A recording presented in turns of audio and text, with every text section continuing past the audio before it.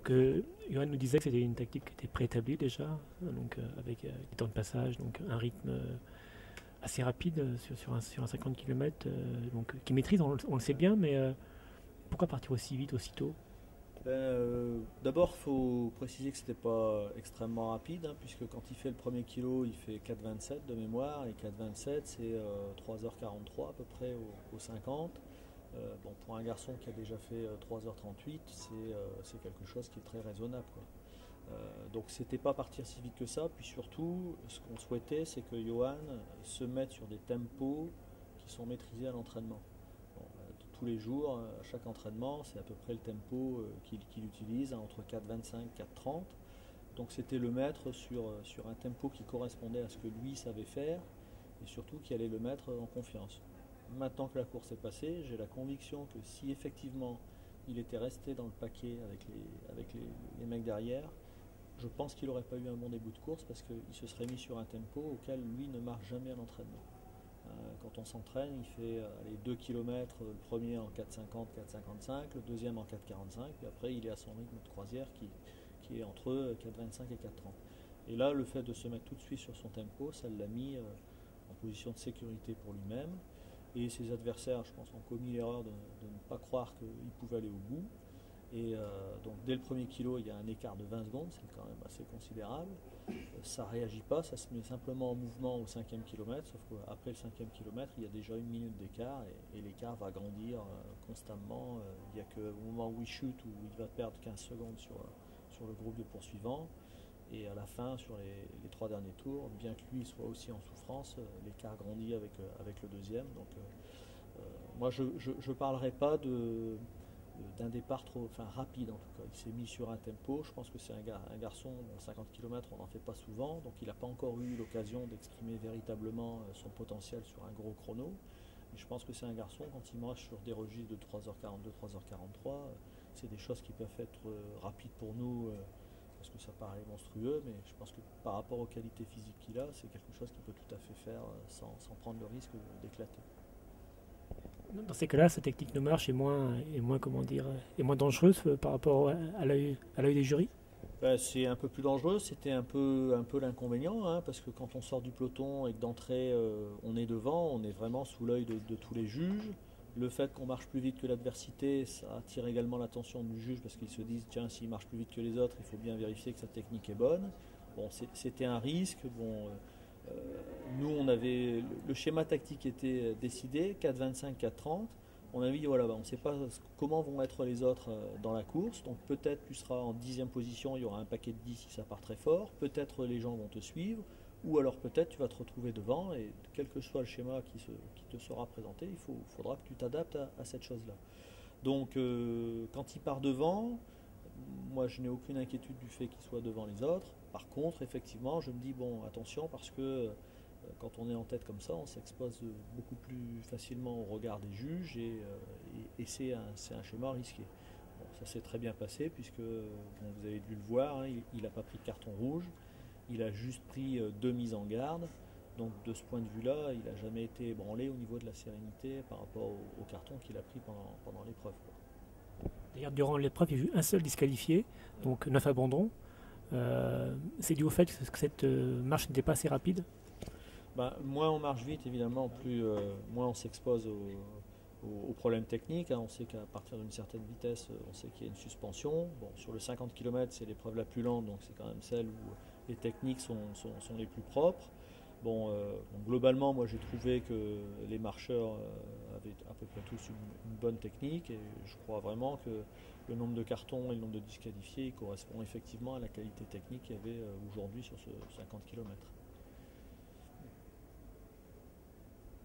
Johan avait douté ces 2 dernières années, non? Ouais, alors l'an dernier à Berlin, quand il prend le premier carton rouge, il y a déjà une réaction de panique. Donc ça, c'est quelque chose qu'on avait préparé aussi avant, en reprécisant bien que le carton rouge faisait partie de la vie du marcheur, que quand on prenait un carton rouge, ben, c'était une information qu'il fallait corriger un peu la technique, mais en aucun cas, ça devait laisser la place à la panique. Donc on savait qu'au premier carton, Johan devait le gérer et ne pas paniquer. et que c'était au deuxième où il y avait une décision à prendre. Soit on privilégiait la prise de risque maximale, préserver une place et aller au bout comme ça, ou alors de dire bon attention, j'en ai deux, maintenant je lève le pied et je rentre dans le rang. Donc bon, aujourd'hui il n'a pas pris de carton rouge, donc c'est difficile de savoir comment il aurait réagi s'il en avait pris un. Néanmoins, vu la maîtrise mentale qu'il a eue de l'épreuve, on peut penser que s'il avait pris un carton rouge, c'est pas quelque chose qui l'aurait déstabilisé immédiatement. Mais c'était effectivement un facteur risque, et ça l'était d'autant plus que bon, au championnat de France, il avait terminé l'épreuve du 10 avec 2 cartons rouges. Hervé Davo avait été disqualifié. Bon, aujourd'hui, en France, on juge plus dur que ce qui se passe à l'international. Alors, ça peut paraître bien comme ça au premier abord, sauf que ça a des conséquences psychologiques importantes sur l'athlète, puisque c'est important d'arriver au championnat international avec une confiance en soi et une confiance en sa technique. Bon, quand on est averti beaucoup sur son territoire, on n'arrive pas avec la meilleure des sérénités, et on a une certaine hantise du carton, et quand le premier tombe, même si ça n'est que le premier, ça peut engendrer une réaction de panique. Donc ça, il y a eu un travail important sur ça pour que si ce scénario devait se présenter, que Johan n'ait pas à paniquer dès le premier carton rouge. Bon, là, il en a pris 0, donc c'est vraiment une satisfaction parce que ça donne vraiment de la confiance pour la suite. Quand on sait qu'on a une marche réglementaire, psychologiquement, c'est quand même très important. Justement, il y a des marcheurs qui disent que les jurys français manquent d'expérience à ce niveau-là. Et ce manque d'expérience, justement, quand ils sont en France, les pénalise et puis ne les mettent pas en confiance. Alors ça fait effectivement, depuis que moi je suis arrivé au poste d'entraîneur national de la marche, j'ai beaucoup de débats effectivement avec les juges. Et ce qu'on souhaiterait nous d'un point de vue technique, c'est que ce soit les juges qui ont le plus de compétences qui soient juges dans les compétitions nationales. Là actuellement on est sur un mode bicéphale, c'est à la fois des juges internationaux et nationaux qui sont sur les championnats de France et un complément par des jurys régionaux. Or, on ne vient pas dire que les jurys régionaux n'ont pas de compétences, simplement pour juger à un certain niveau, il faut de la pratique. Donc nous, ce qu'on souhaiterait, c'est que sur les compétitions nationales, ce soit les juges internationaux et nationaux qui soient les juges, quitte à ce qu'on mette en place des formations continues pour les régionaux pour leur apprendre le métier. Ce qu'on ne veut pas, c'est que on tombe dans un système qui soit un arbitre de ligue qui arbitre un match de L1. Ça ne se voit pas, quoi. Donc on demande la même chose pour les jurys. La marche, c'est une discipline particulière. Donc ce qu'on souhaiterait, on a en France 3 juges internationaux, on en a plusieurs nationaux.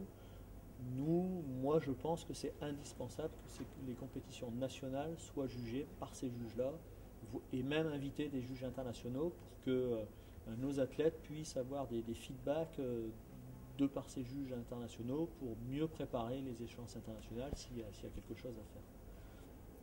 Dans ce cas-là, c'est important pour les meilleurs marcheurs français de marcher justement la Coupe du Monde, parce que les jurys également s'habituent à leur style de marche. Oui, je pense. Bon, moi, depuis que je suis arrivé, je tiens un peu des statistiques de ce que prennent en carton nos athlètes sur le plan international. Et bon, sur les Coupes du Monde, quand on a une quinzaine d'athlètes qui marchent, on en a un ou deux qui sont avertis, très rarement des disqualifiés. Donc ça veut dire que la technique de nos athlètes est bien perçue à l'échelon international. Et ce que je souhaite, c'est que ce soit la même chose au niveau national, sachant que nos marcheurs marchent quand même plus souvent sur le territoire français qu'à l'étranger. Et aujourd'hui, l'une des conséquences de ça pourrait être que nos meilleurs marcheurs ne marchent plus en France et aillent à l'étranger pour faire leur qualification sur les grands championnats, et que donc nos épreuves à nous soient déshabillées. Ça serait dommage parce que on a fait des efforts assez importants. Par exemple, on a 2 épreuves en France qui ont été labellisées I2AF, ce qui veut dire qu'avec un label I2AF, nos athlètes peuvent se qualifier sur nos épreuves en France pour les championnats du monde, ce qui n'était pas le cas jusqu'à présent puisqu'on n'avait pas d'épreuve reconnue I2AF.